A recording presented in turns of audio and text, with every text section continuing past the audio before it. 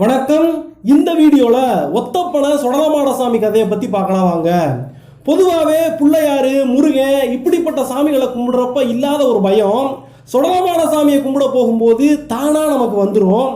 என்னதான் அவர் நமக்கு குலசாமியாவே இருந்தா கூட எங்க அப்பன் சொடலமானே என் சாமி மாயாண்டின்னு அவர் பேரையும் புகழையும் நம்ம பாட்டா பாடி வந்தாலும் சரி, அவர் சன்னதி முன்னால போய் நின்றுட்டா பயபக்தின்னு ஒன்று சொல்லுவாங்களே, அதை உணர்வு பூர்வமா நமக்கு காட்டிடுவாப்ல. இப்படி சும்மா சுடலமாடசாமிங்கிற பேர்லயே ஒரு பயம் இருக்குதுன்னா, ஒத்தப்பனை சுடலமாடசாமின்னு சொன்னா ஏற்கனவே உள்ளுக்குள்ள இருக்கிற பயம் நமக்கே தெரியாம 1க்கு 2 மடங்கா கூடி போயிடுது. அதுக்கு காரணம் என்னன்னு கேட்டா, இந்த பனைமரத்து மேல, அதுலயும் ஒத்தையா நிக்கிற பனைமரத்து மேலையும் மொட்டை பனைமரத்து மேலையும் காலங்காலமா நமக்கு பயத்தை காட்டி வச்சிருக்காங்க நம்ம தாத்தா பாட்டிமாரு. உச்சி வெயில்ல ஒத்த பனைமரம் பக்கமா போகக்கூடாது, முனி அடிக்கும் பேய் அடிக்கும்னு சொல்லுவாங்க.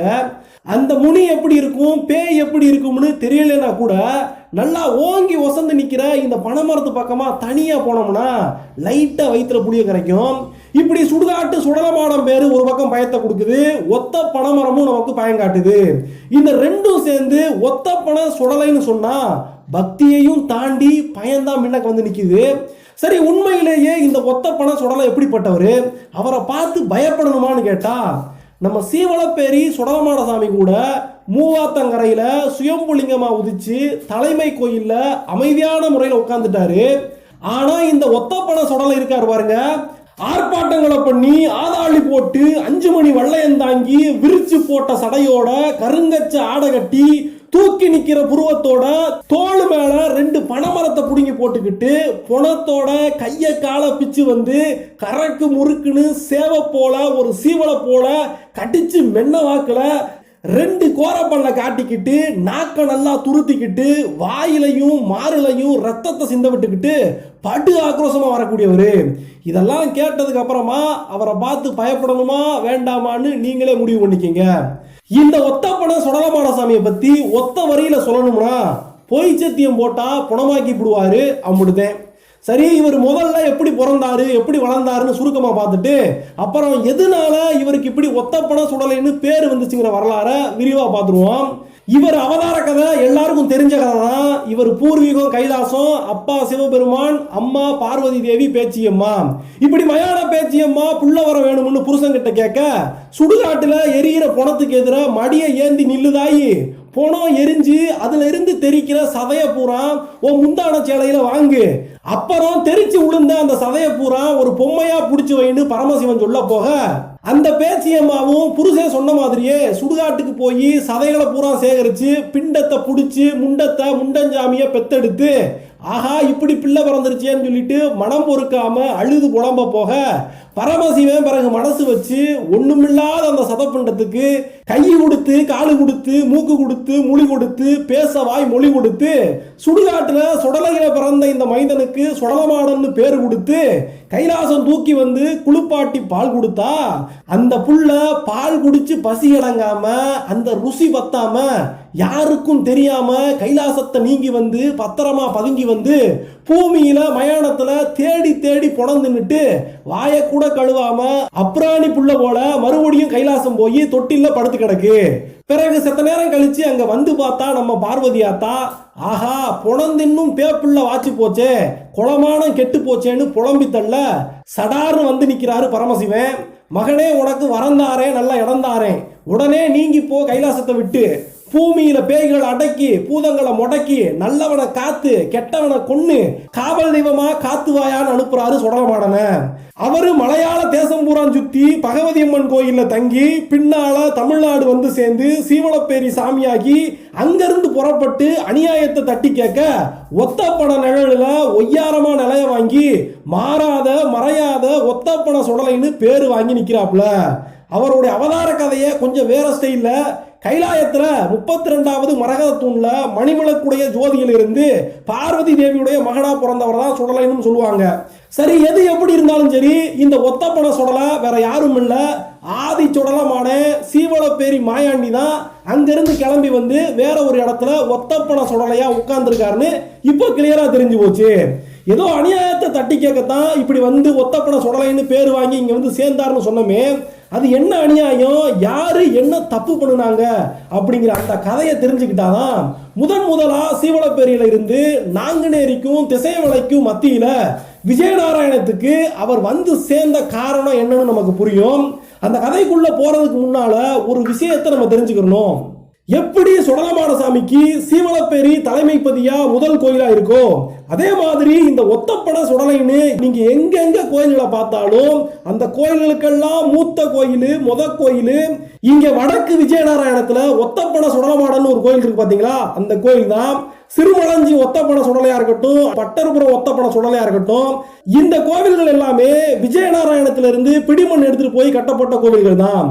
சரி, எப்படி சீவலப்பேரி சுடலை ஒத்தப்பட சுடலையா வந்து உட்கார்ந்தாருன்னு பார்த்தோம்னா, இன்னையில இருந்து சுமாரா 230 இருந்து 350 வருஷங்களுக்குள்ள. என்னடா இவ்வளவு பெரிய கேப்பா சொல்றான்னா சரியா சொல்ல முடியல. நிறைய இடத்துல நிறைய தகவல்கள் சொல்லப்படுது.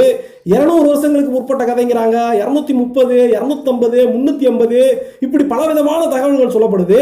இப்படி பல வருஷங்களுக்கு முன்னால இந்த திண்ணவெளி மண்ணுல விஜயநாராயணம் கிராமத்துல இருந்து ஒரு 2 ஆளுக மாடு பிடிக்கிறதுக்காக கிளம்பி அவங்க சொந்த ஊர்ல இருந்து ஒரு 30 கிலோமீட்டர் தொலைவில் இருக்கிற சீவலப்பேரி மாட்டு சந்தைக்கு நடந்தே போய் சேர்றாங்க.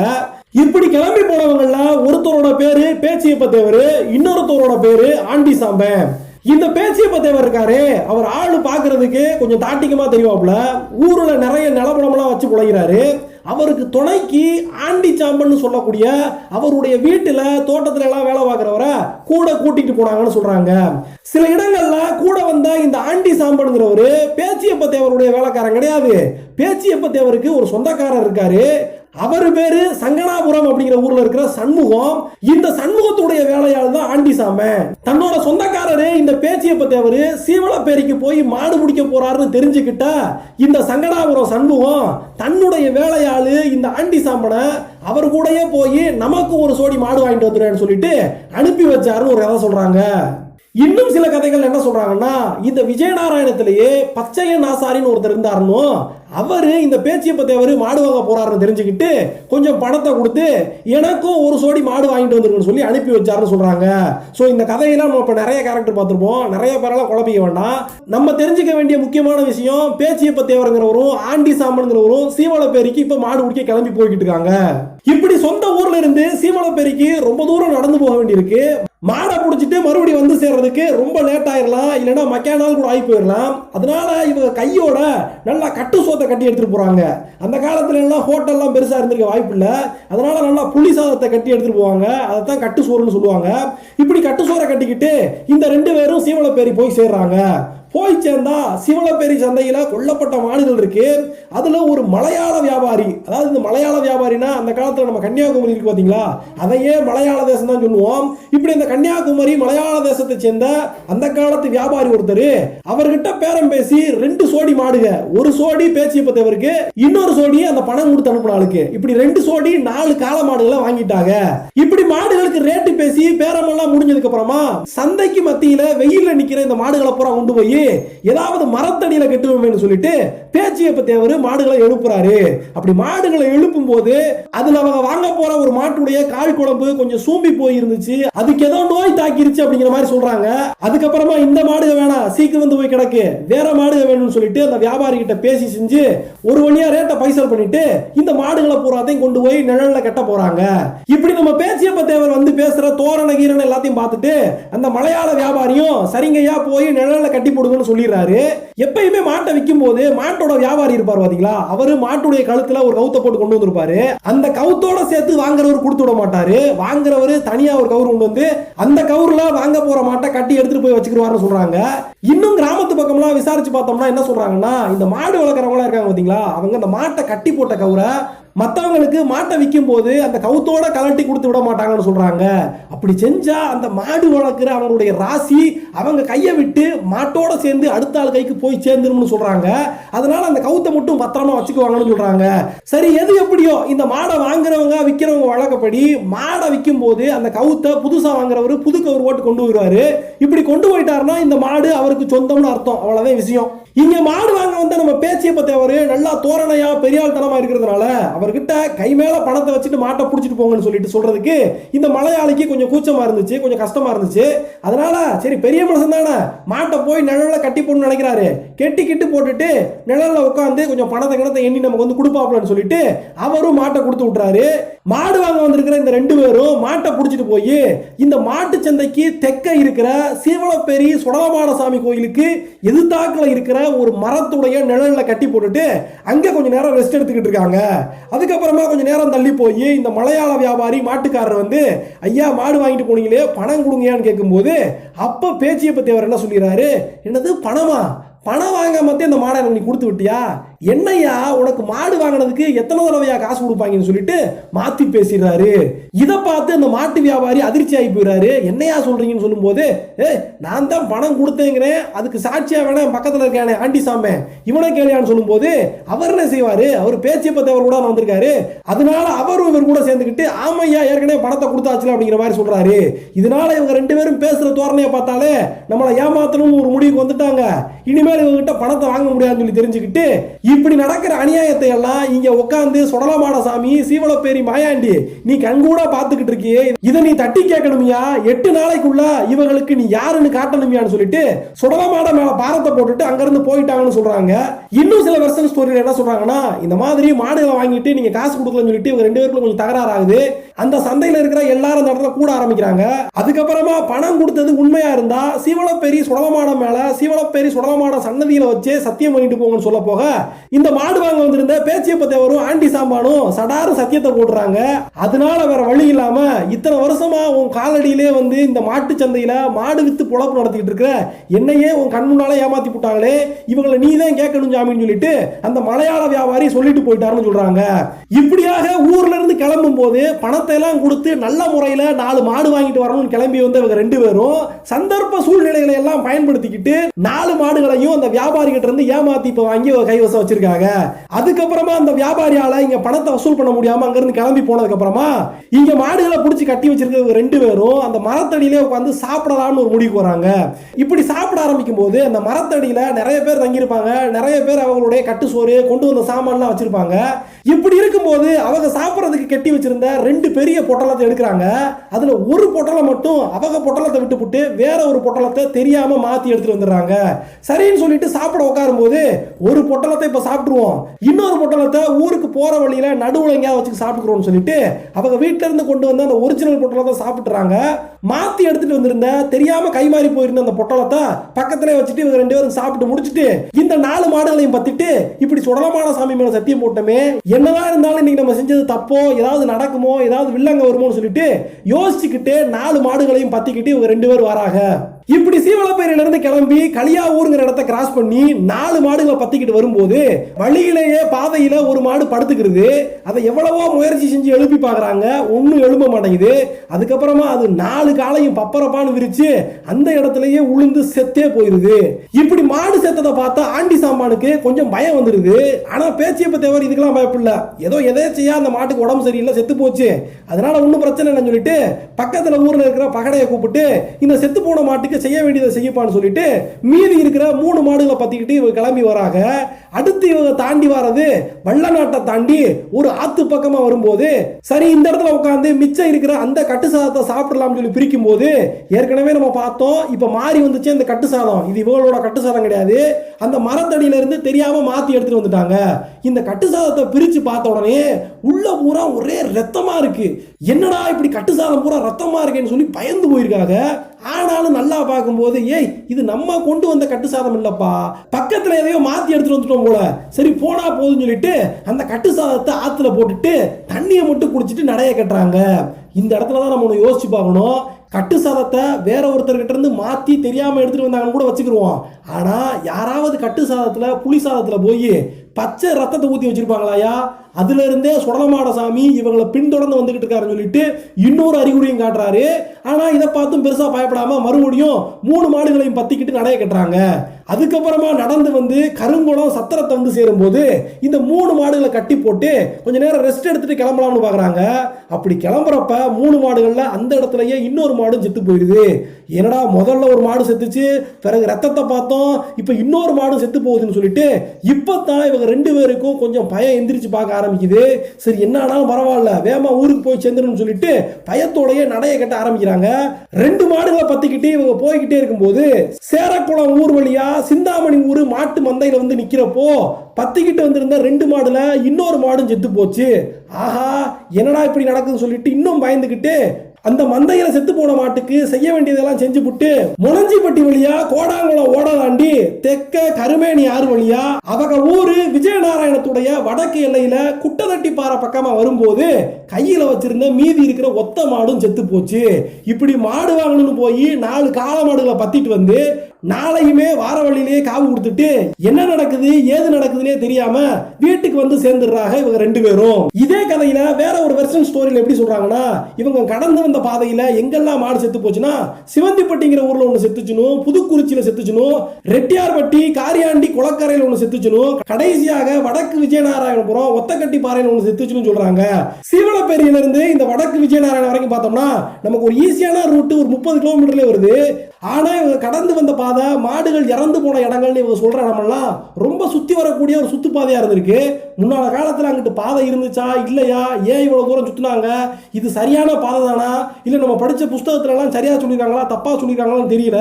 அதனால அந்த ஊர்க்காரங்க இப்ப சொல்லக்கூடிய இந்த வழித்தடங்கள்ல ஏதாவது தப்பு தவறு இருந்துச்சுன்னா எது சரியான வழித்தடம் சொல்லிட்டு கமெண்ட்ஸ்ல சொல்லுங்க. சரி மாடு பிடிக்க போய் சரியான முறையில வியாபாரத்தை பண்ணல, 4 மாடுகள் செத்து போச்சு, வீடு வந்து சேர்ந்தாச்சு. இங்க வீட்டுல வந்து பார்த்தா அதுக்கு மேல குழப்பமா கிடக்குது. வீட்டுல ஒரே சண்டை சச்சரவா இருக்குது, பிள்ளைகளுக்கு எல்லாம் வாந்தி பேதி போய்கிட்டு இருக்கு, எல்லாருக்கும் திடீர் உடம்பு சரியில்லாம போயிருது. இதையெல்லாம் பார்த்து என்னடா தொடர்ச்சியா இப்படியே துர்ச்சம்பவங்களா நடக்குன்னு சொல்லி பார்த்துக்கிட்டு இருக்கும்போது மாடு பிடிக்க போயிருந்த பேச்சியப்ப தேவர மாயாண்டி சுடலா காவு வாங்கிடுறாரு, இந்த இடத்துல கொண்டு ஓட்டுறாருன்னு சொல்றாங்க. சில வருஷம் ஸ்டோரியில அவர் இறந்து போனா இந்த விஷயத்த சொல்லாம ஸ்கிப் பண்ணியும் போயிருக்காங்க. உண்மையிலேயே பேச்சியப்ப தேவர் இறந்து போனாரா இல்லையான்னு சொல்லிட்டு அந்த ஊர்க்காரங்க தெரிஞ்சா கமெண்ட் பண்ணுங்க. இப்படி 2 பேர் தப்பு செஞ்சு பொய் செய்தியத்தை போட்டுட்டு சீவலப்பேரியிலிருந்து விஜயநாராயணத்துல வந்து தங்கியிருக்காங்களே, அதனால அவங்களுடைய சொந்தக்காரங்க பக்கத்து வீட்டுக்காரங்க அந்த ஊர்ல இருக்கிற எல்லாருக்குமே பலவிதமான துன்பங்களையும் பலவிதமான பயங்காட்டல்களையும் நம்ம சீவலப்பேரி சுடலை கொடுத்துக்கிட்டே இருக்காரு. இதனால இதுக்கெல்லாம் என்ன தீர்வு, எதனால இப்படி நடக்குதுன்னு தெரியாத அந்த மக்கள் எல்லாரும் குறிகேட்டு பார்க்கலாம்னு போறாங்க. முதல்ல குறி கேட்கறதுக்காக ஒரு குரத்தி கிட்ட போனாங்கன்னு சொல்லப்படுது. அந்த குரத்தியால சரியா குறி சொல்ல முடியாதபடி மாயாண்டி சுடலை அவளை பாடா படுத்தி விட்டாருன்னு சொல்லப்படுது. அதுக்கப்புறமா ஒரு கோடாங்கி கிட்ட போறாங்க. அந்த கோடாங்கியும் ரொம்ப கஷ்டப்பட்டு என்ன ஏதுன்னு சொல்லி கண்டுபிடிச்சு மாயாண்டி சுடலதான் இவங்களை பாடாப்படுத்துறாங்க. என்ன விதமா மாடு வாங்கி போன இவங்கெல்லாம் தப்பு பண்ணினாங்கன்னு சொல்லிட்டு அந்த ஊர் மக்கள் முன்னால புட்டு வச்சிருக்காங்க. இதுக்கெல்லாம் பரிகாரம் என்னன்னா வேற வழியே கிடையாது, சீவலப்பேரி சுடலமாடனா பார்த்து உங்களை பாவம் பார்த்து விடணும், அப்படி இல்லைன்னா இந்த ஊரே அழிச்சு விடுவான்னு சொல்ல போக இங்க இருந்து இந்த ஆண்டிச்சாம்பே ஓடி போறாரு. சீவலப்பேரியில மாடசாமி கோயில விழுந்து அழுகையா அழுது சாமி கிட்ட மன்னிப்பு கேட்டு அங்க இருக்கிற பூசாரி கிட்ட நடந்ததை பூராத்தையும் சொல்லி அப்புறம் சுடலமாட சாமி எங்க அருள் வந்து இறங்கி ஆடி நீங்க செஞ்ச தப்புல இருந்து நீங்க போட்ட பொய் சேத்தியத்துல இருந்து உங்களை காப்பாத்தி விடணும்னா உங்க ஊர்ல எனக்கு நிலையம் கொடுத்து எனக்கு கோயில் கட்டி கும்பிட்டு வாங்கலான்னு சொல்ல போக ஆண்டிச்சாம்பானும் ஊர்ல இருந்து போயிருந்தவங்களும் அங்க சீவலப்பேரி சுடல கோயில இருந்து பிடிமண் எடுத்துட்டு ஒரு பையிலையோ ஒரு மூட்டையிலையோ கட்டிக்கிட்டு சீவலப்பேரியில இருந்து நடையா நடந்து ஊருக்கு வந்து சேர்றாங்க. இப்படி வார வழியில ரொம்ப தூரம் நடந்து வந்தாச்சு. இப்படி சாமியுடைய பிடிமண்ணை வழியில எங்க இறக்கி வச்சிடக்கூடாதுங்கிறதுக்காக ரொம்ப பக்தியோடையும் பயத்தோடையும் கொண்டு வந்துட்டு இருக்காங்க. நெருங்கி வந்துட்டாங்க. ஊர் எல்லையில வடக்கு மூலையில வந்துகிட்டு இருக்கும்போது ரொம்ப தண்ணி தாக எடுத்து போக சரி கொஞ்சம் தண்ணியை கிண்ணியை குடிச்சு கொஞ்சம் தைப்பாரிட்டு போமேன்னு சொல்லிட்டு இந்த பிடிமண்ணை எங்கேயாவது வைக்கலாம்னு பார்த்தா சாமி பிடிமண்ணை தரையில் வைக்க கூடாது. அதனால சரி எங்கேயாவது மேல வாக்கில் தொங்க போடுறதுக்கு இடம் இருக்கான்னு பார்க்கும்போது அங்க பக்கத்துல ஒரு சின்ன வடலி இருந்திருக்கு. வடலினா வேற ஒண்ணும் கிடையாது, ஒரு சின்ன பனைமரம். இந்த சின்ன பனைமரத்துல அந்த கிளைகள் விட்டு அது உடஞ்சு போய் சின்ன சின்னதா நீட்டிக்கிட்டு இருக்கு பாருங்க. அந்த பனங்கீத்து ஓட உடஞ்சு போன அந்த இடத்துல இந்த பிடிமண்ணை தொங்க விட்டுட்டு இவங்க எல்லாரும் கொஞ்சம் உட்கார்ந்து ரெஸ்ட் எடுத்துட்டு மறுபடியும் எந்திரிச்சு அந்த பிடிமண்ணை கொண்டு வந்திருந்த அந்த பைய தூக்கலான்னு பார்க்கும்போது பைய தொங்க போட்ட இடத்துல காணோம். ஆகா தொங்க போட்ட இடத்துல பைய காணமேன்னு பார்த்து கீழே பார்க்கும்போது அந்த வடலில இருந்து பிடிமண்ணு இப்ப கீழே விழுந்து போய் கிடக்குது. சரி கீழே விழுந்துருச்சு, இங்க இருந்து எடுத்துட்டு ஊருக்குள்ள கொண்டு போயிரும் சொல்லிட்டு அதை எடுக்க பாக்குறாங்க. ஆனா அவங்க எவ்வளவோ அசைச்சு பார்த்தோம் அந்த இடத்துல இருந்து அந்த பிடிமண்ணை நகட்டவே முடியாம போயிருது. அதுக்கப்புறமா தான் இந்த ஒத்த பனை வடலிக்கு கீழே இந்த ஒத்த பனைமரத்துக்கு கீழே நம்ம சுடலமாட சாமி இங்கதான் கோவில் வாங்கி இந்த ஒத்த பனைமரத்து நிழல்ல தான் நிக்கணும்னு சொல்லிட்டு அந்த இடத்துல சாமியாடி ஒருத்தர் குறி சொல்ல போக ஆஹா இங்கதான் சுடலமாடசாமி அவர் இருக்கணும்னு நமக்கு காட்டி கொடுத்துருக்காருன்னு தெரிஞ்சுக்கிட்டு அந்த வடக்கு மூலையில சுடுகாட்டுக்கு பக்கத்துல நம்ம சுடலமாடசாமிக்கு ஒத்தப்பனை சுடலைன்னு நிலையம் கொடுத்து அந்த ஊர் மக்கள் எல்லாரும் அதுக்கு பிறகு கும்பிட்டு வந்தாங்கன்னு அதுக்கப்புறமா காலாகாலத்துக்கும் இந்த வடக்கு விஜயநாராயணத்துல இருக்கிற ஒத்தப்பனை சுடலமாடசாமி அந்த ஊர் மக்களை பூரா நல்லா காத்து வந்தாருன்னு சொல்றாங்க. சரி, இவ்வளவு நேரம் பார்த்து வந்தோம் இந்த கதையை, இதுல நிறைய படங்களையும் பார்த்து வந்தோம். இந்த படங்களை பூரா காட்டினையே, ஆனா ஒத்தப்பனை சுடலைன்னு சொன்னியப்பா, அந்த பனைமரத்தை கண்ணில் காட்டினாயான்னு சொல்லி கேட்டா, இப்ப பாக்குறீங்களே படத்துல, இதுதான் ஒத்தப்பனை சுடலமாடனுடைய பனைமரம். இந்த பனைமரம் கோவிலுடைய கருவறைக்குள்ள இருந்து மேல நோக்கி வருது. அதை சுத்தி சவர் கட்டி வச்சிருக்காங்க. சரி, இப்ப நம்ம பார்த்துக்கிட்டு இருக்கமே, இதுல 4 சாமி உட்காந்துருக்கு. ஒரு சாமி சுடலமாடசாமி, அங்கிருந்து கிளம்பி வந்தவர் தெரியும். மீதி இருக்க 3 சாமி யாருன்னு கேட்டா, இன்னொரு பெரிய ஆம்பளை சாமி நிக்கிறாரு பாருங்க, அவர் தான் முண்டன் சாமி. கீழே சின்ன சின்னதா இருக்கிற 2 பெண் தெய்வங்கள், ஒன்னு பேச்சியம்மா, இன்னொன்னு பிரம்மராக்கு சக்திங்கிறாங்க. இல்ல அது எசக்கியம்மான்னு கூட சொல்றாங்க. இப்படியாக கோவில் வாங்கியிருக்கிற இந்த தெய்வங்களுக்கு பூரா 2 வருஷத்துக்கு ஒரு தடவை கோவில் கூட எடுத்து சிறப்பா கொண்டாடுறாங்க. ஆடி மாசத்துல முதல் வெள்ளிக்கிழமையில கால் நாட்டப்பட்டு கோவில் கொடையானது 2வது வெள்ளிக்கிழமையில ரொம்ப சிறப்பாக நடத்தப்படுது. மாக்காப்பு சாத்துறது, பால் கூட எடுக்கிறது, தரணை கொடுக்கிறது, மாடசாமி வேட்டைக்கு போறது, சாமப்படப்பு, இப்படி இந்த கோவில் கூட ரொம்ப ஜேன்னு கொண்டாடப்படும். இப்படி பொய் சத்தியம் போட்டவங்கள சும்மா விடாம பாடாப்படுத்தக்கூடிய இந்த ஒத்தப்பனை சுடலமாடசாமியுடைய இந்த பவரை தெரிஞ்சுக்கிட்டு சுத்துப்பட்டி ஊர்ல இருக்கிற எல்லா இடத்துலையும் யாரெல்லாம் சத்தியம் போடணும், ஏதாவது தப்பு நடந்து போச்சுன்னா நேரா இந்த ஒத்தப்பனை சுடலமாடசாமி கோயிலுக்கு தான் வருவாங்க. இதே மாதிரியே வரலாற்றுல ஒரு முக்கியமான 2 நேரங்கள்ல 2 விஷயங்கள்ல சத்தியம் போட வந்து இந்த ஒத்தப்பனை சுடலமாடசாமி அவர்கள பொய் சத்தியம் போட்டவங்களை பூரா பழி வாங்கி அந்தந்த ஊர்ல, அதாவது சிறுமலஞ்சிலையும் பட்டகுளத்திலையும் எப்படிலாம் அந்த சாமி கோவில் வாங்கி உட்கார்ந்தாருங்கிறது இன்னொரு மிகப்பெரிய கதை. அதை இன்னொரு சமயத்தில் சொல்றேன். இந்த வீடியோ உங்களுக்கு பிடிச்சிருந்துச்சுன்னா ஒரு லைக் கொடுங்க. இந்த வீடியோ எப்படி இருந்துச்சுன்னு கமெண்ட்ஸ்ல சொல்லுங்க. உங்களுக்கு பிடிச்ச கோவில்கள், உங்களுக்கு பிடிச்ச சாமிகளை பத்தி வீடியோக்கள் போடுறதுக்கு இந்த வீடியோட கமெண்ட்ஸ்ல சொல்லுங்க. இதே மாதிரியான ஆன்மீக தகவல்கள் தெரிஞ்சுக்கிறதுக்கு இந்த சேனலை சப்ஸ்கிரைப் பண்ணி பெல் ஐகானை கிளிக் பண்ணி ஆல் அப்படிங்கிற ஆப்ஷன் தொட்டு வச்சுக்கோங்க. நன்றி, வணக்கம்.